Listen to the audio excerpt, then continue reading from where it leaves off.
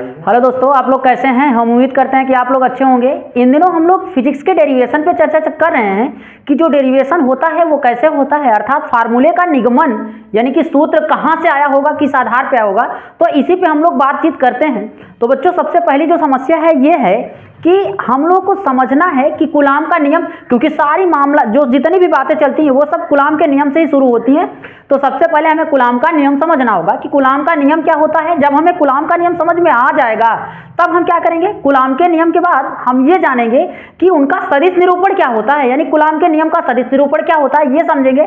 सदिश निरूपण जब समझ में आ जाएगा तब हम विद्युत द्विध्रुव पे बात करेंगे, और वैद्युत द्विध्रुव अगर हमें समझ में आ गया तब हम तीव्रता के ऊपर चर्चा करेंगे, और तीव्रता अच्छी और निरक्षी इन सारी बातों पे हम लोग बातचीत करेंगे। तो बच्चों, जो सबसे पहला टॉपिक है हमारा वो क्या है, कूलाम का नियम। याद रहे, पहला टॉपिक क्या है, कूलाम का नियम।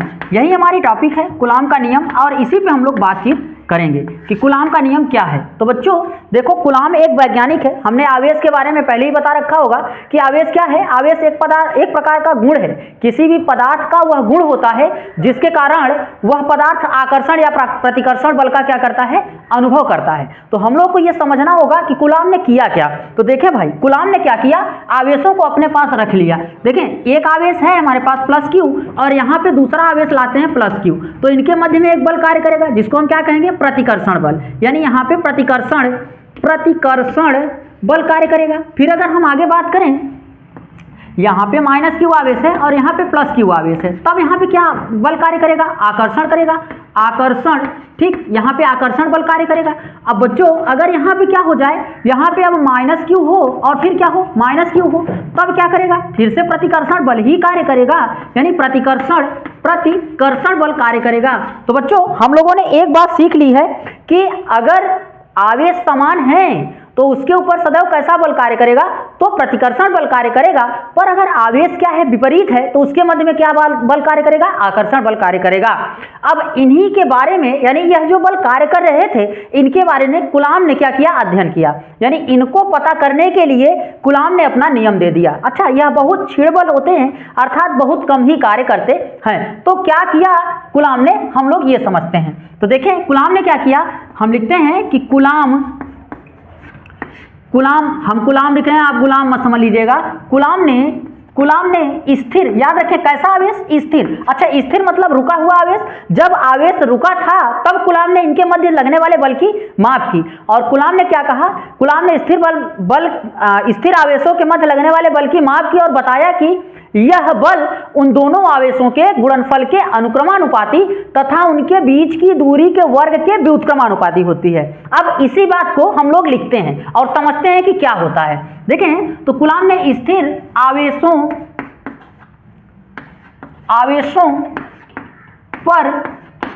आवेशों पर लगने वाले किसकी माप की, बल की माप की। अब माप करने के बाद क्या किया, और माप की और क्या किया, बताया कि यह बल मतलब जो बल इन आवेशों के मध्य में क्या कर रहा है, लग रहा है। तो क्या कर रहा है कि यह बल उन दोनों आवेशों के गुणनफल, उन दोनों आवेशों के, यहां लिखते हैं उन दोनों आवेशों के गुणनफल के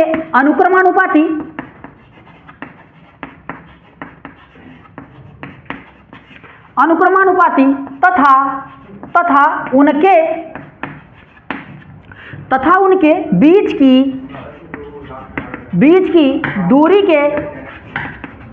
के वर्ग के व्युत्क्रमानुपाती होता है।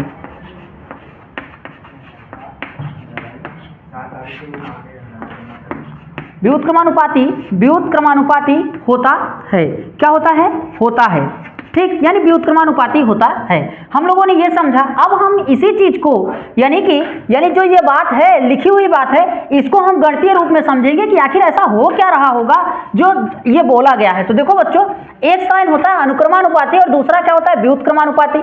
तो हम लोग समझते हैं कि अनुक्रमानुपाती क्या होता है। तो अगर हम इसकी चर्चा करें तो अनुक्रमानुपाती आप जब लेके चलते हैं तो लिखते हैं, यानी भाई लग क्या रहा है, बल। और हम लोग कक्षा 11 में पढ़ के आए, बल को किससे दिखाते हैं, एफ से दिखाते हैं। तो हमने लिखा एफ प्रोपोर्शनल, क्या परिभाषा के अनुसार एफ प्रोपोर्शनल Q1, या आप नीचे से लिखें परिभाषा के अनुसार ताकि आप समझ सकें, लिख लीजिएगा कि परिभाषा के अनुसार।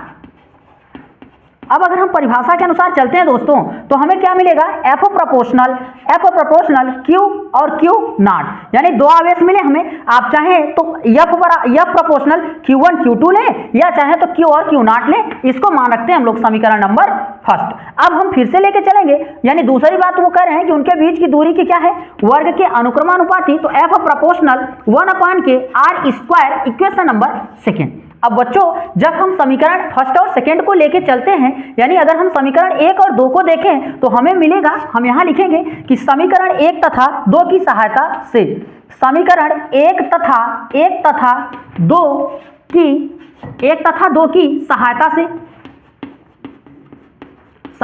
से।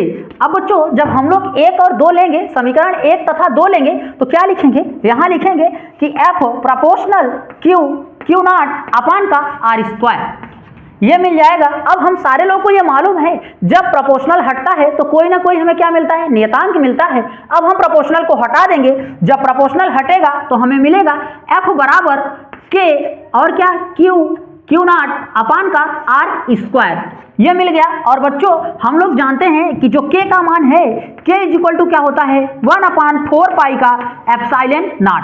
अब जहां पर K है वहां पे हम क्या रखना पसंद करेंगे, 1/4 पाई का एप्सिलॉन नॉट। अब हम लोग यहां रखेंगे, क्या लिखेंगे तब, यही हमारा इक्वेशन है, इसी पे हम K का मान रखेंगे। तो लिखेंगे F बराबर 1/k 4 पाई एप्सिलॉन नॉट और क्या Q नॉट अपान का r²। तो बच्चों, इस प्रकार से हमने क्या देख लिया, इस प्रकार से हम लोग समझ चुके कि जो कूलाम का नियम होता है वह यह होता है, और इसके लिए जो फार्मूला निकल के आता है वह निकल के आता है F बराबर 1/4 pi epsilon not Q not upon r²। तो बच्चों, यह बहुत विशेष है, आप इसको याद रखें। याद क्या रखेंगे कि जो कूलाम के नियम के लिए फार्मूला मिला है, जो ये फार्मूला है क्या है, 1/4 pi epsilon not Q not और अपान का r², यह फार्मूला मिला। दोस्तों, अब कूलाम ने क्या किया, इसका सदिश निरूपण किया। अब सदिश निरूपण के लिए कूलाम ने किया क्या, तो एकांक सदिश की सहायता ली, और एकांक सदिश की सहायता से इसका क्या कर दिए, सदिश निरूपण कर दिए। तो अब हम लोग भी क्या करेंगे, इसका सदिश निरूपण समझने का प्रयास करेंगे कि आखिर कूलाम ने जो बल यानी जो कूलाम का नियम है, इसका सदिश निरूपण कैसे हुआ होगा, या कूलाम ने किस प्रकार इसे किया होगा। तो हम इसको क्या करते हैं, साफ करते हैं। अगर आप इसका एक बार आप स्क्रीनशॉट ले लीजिए, फिर आगे चलते हैं हम लोग। तो अब आप लोग आगे देखें, हम उम्मीद करते हैं आप लोग इसका स्क्रीनशॉट ले चुके होंगे। अब हम आगे देखते हैं कि कूलाम के नियम का सदिश निरूपण क्या होता है। ठीक, तो देखें, यहां हम हेडिंग ही बना देते हैं, यानी इस प्रकार से बोर्ड एग्जाम में हेडिंग के रूप में आएगा कि कूलाम के नियम का सदिश निरूपण कीजिए। तो आप सदिश निरूपण उसका कैसे करेंगे, हम इसकी बातचीत करते हैं। तो देखें, कूलाम के नियम का, हाँ ये मिटा देते हैं और यहां हेडिंग बनाएंगे, कूलाम के नियम का सदिश निरूपण। तो बच्चों, अब हम लोग समझते हैं कि कूलाम के नियम का जो सदिश निरूपण है वो क्या है, उसी पे हम लोग बातचीत करते हैं। अब अगर हम सदिश निरूपण लेके चलें तो आपने एकांक सदिश की परिभाषा पढ़ी होगी या एकांक सदिश के बारे में सुना होगा। तो नहीं पढ़ी होगी तो हम यहां सदिश की सहायता से लिखेंगे कि एकांक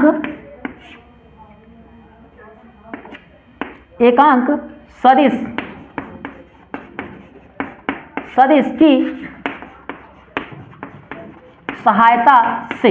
अब एकांक सदिश की सहायता जब हम लेंगे तो लिखेंगे क्या, लिखेंगे कि vector r cap is equal to क्या, वेक्टर आर या R cap is equal to R mod of R, ये होता है बच्चों। अब जब कोई भी मान मॉड से बाहर निकलता है, इसको मॉड पढ़ते हैं, जब मॉड से कोई भी मान मापांक होता है, ये जब कोई भी मान बाहर निकलेगा तो उसका मान अगर ऋणात्मक है तो बाहर निकलने पे क्या हो जाएगा, धनात्मक हो जाएगा। तो अब हम लोग क्या करेंगे, इसको कूलाम के नियम में रखेंगे। अगर आप लोग यहां नहीं पढ़े हैं तो हम इसकी परिभाषा लिख देते हैं एकांक सदिश में कि अर्थात ऐसा सदिश जिसका मापांक 1 हो, हम यहां लिख देते हैं अर्थात ऐसा सदिश जिसका मापांक 1 हो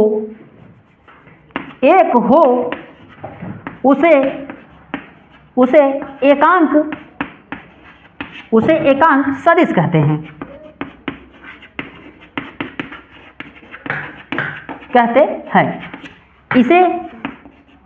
इसे आर कैप से प्रदर्शित